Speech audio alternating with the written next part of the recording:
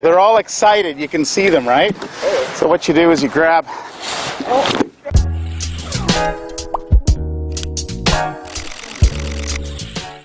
Welcome to the 10-acre woods. Today, beautiful sunny day, but don't let it fool you. Apparently it's going below freezing, and this is the last week. So it's time to shut down our automatic watering systems. If you remember from a previous video, I talked about our setup for the winter and how we have our watering system here. It came in from our old mobile home trailer that we used to have attached to this building here behind me. We brought it into the barn, and it is heat traced. So what we do is we run this. It comes in from down here, comes up, and we normally get water in the summer through here. Well, actually, winter and summer. It then comes down off of here and out, and it goes all the way down to the end of the building. We have things hooked up to it. One of them is our watering hose that comes down and around and plugs into our handy wash area for visitors, right next to our porta potty. The other one comes down here, runs down, is just hooked up here for just general use. And our third one connects right on here to some poly pipe. And this was our original setup that comes down. This actually is also hooked up to this line here. We were using this for other animals, the horses. So we're currently not using it now, so I've already shut that section off, but I've got to purge out the system. So it comes down here, comes up over and into our original rabbit hutches. And the other one comes up, down, and around, and it goes straight through, right over to here. So this is the chicken area. Nice job, buddy. Right on cue. So it comes from here, and I've just tapped onto it. It just kind of runs in the ground here. I've come up on this, off of the pipe. I've continued down over to here, and then there's another one just outside of the fence here. So this one is for general population, and of course that one's for the peafowl and pigeons, and then the chickens on the other side. This one here is open to the ducks inside the rabbit hutch, which I pointed out earlier, coming down the back of the buildings. So as you can see here, you know, we've got dirt, and usually what we do is we just clean that off. You have to do it fairly regularly. You get quite a bit of mud in here. You know, when you're out here during the day, you just have a look at it and see what it looks like, and make sure it's nice and clean for the animals. Now with that automatic watering station, we have come in, and this is actually where it comes in from the building, comes down, goes through a splitter, goes down into here, and the other one is valved here for another hose that we can use for watering other areas, such as in here if we choose to have other animals in here for the summer. Okay, so now the reason why we do this is the same reason why you would have your underground irrigation system for your home purged out every year or every fall. This is polyethylene pipe, which is generally used underground for irrigation systems, and it is a very robust pipe. The issue, though, is the fittings. The fittings are made from another kind of plastic, a little bit more brittle, and that's generally where any freezing that takes place, that the water expands and creates ice, you'll usually get a fracture in that area. So we're going to get started. We're going to drain off this system. Okay, so we've disconnected the water system, and we're left with our hoses with water in them. So what I've done here is, you can see I've connected a hose that I made to my air gun.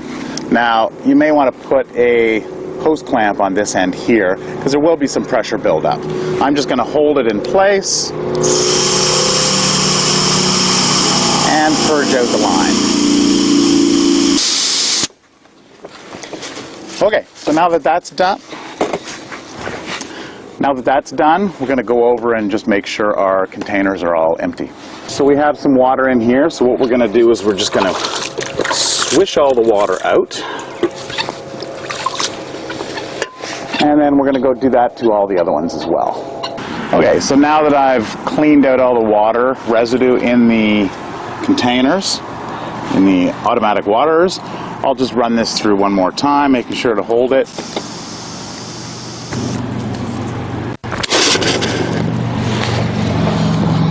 Okay, so the important thing here is that we don't need to get rid of all of the water in the system. If there's a small amount of water in the pipe or in the fitting and there's an air gap, when the water freezes, it's not going to crack the fitting because it will have some area to expand into. So the main thing is here to make sure that the majority of the water is out, and if there's any fittings that are lower than the rest of the line, you want to make sure that either the water's out of that area or you just simply raise it a little bit higher than the pipe around it to make sure that there's no water that's been left behind. So here is a prime example. You can see here's the fitting. It's a plastic fitting. They're generally made out of PVC. I'm just going to take this container and just set it on top of it like that. Now any water that might be in there can just drain down and sit into this little lull here and is not going to damage the fitting.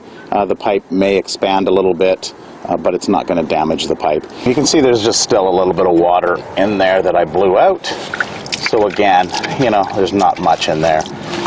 Now snow's obviously going to come in here and might melt. Your fitting's all the way up here, so you're not going to get that much water. If you do get some kind of rainstorm between now and freezing, which I highly doubt here, then just, come out and make sure you scoop that out. The last step we're going to do is we're going to drain the system and remove the splitter that I have on here, which then connects to the hose that goes down to the other end of the building. So of course, be sure you shut off the main first. It wouldn't have been the first time that I decided, oh yeah, I'm just going to unscrew something and completely forget to shut off the main.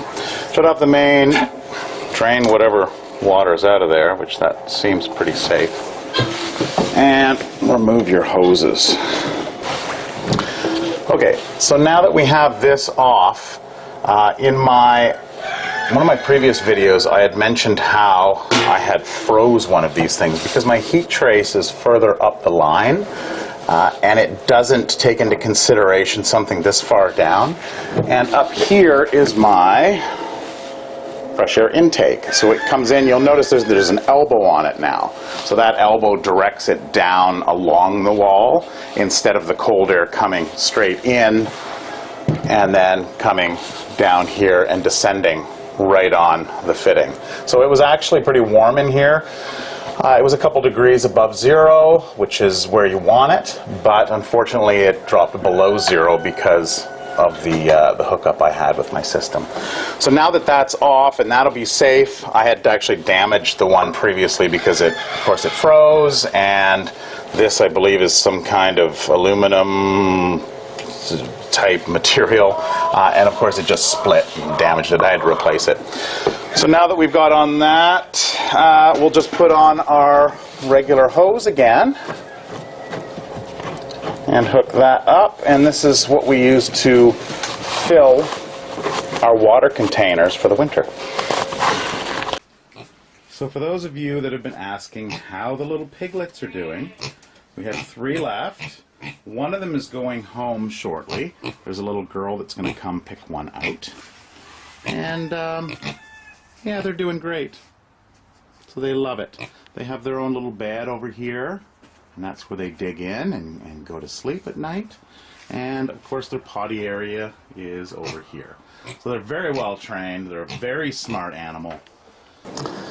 So this time of year, a lot of people have pumpkins around, and they're disposing them, or they maybe were cleaning them out. If you didn't roast them, then a good idea is to save them and give them to your animals, your dog, your cat.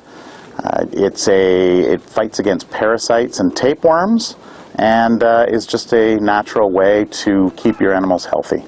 They're all excited. You can see them, right? So what you do is you grab...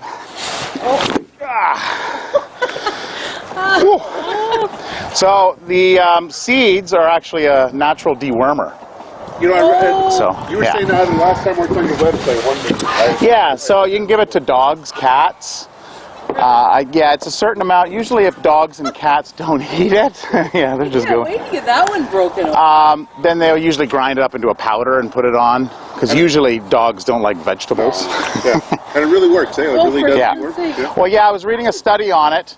You have a control, and then the other ones that were submitted to the pumpkin seed testing, they had over a 50% reduction in the samples over the course of a month. Oh, really? So, all right. Do you give them any other dewormers, or just that? Well, we do this, Right. and of course, pumpkins aren't in season year-round. Right. We get these ones donated from people. Right. Another one is, it's called diatomaceous earth. Okay.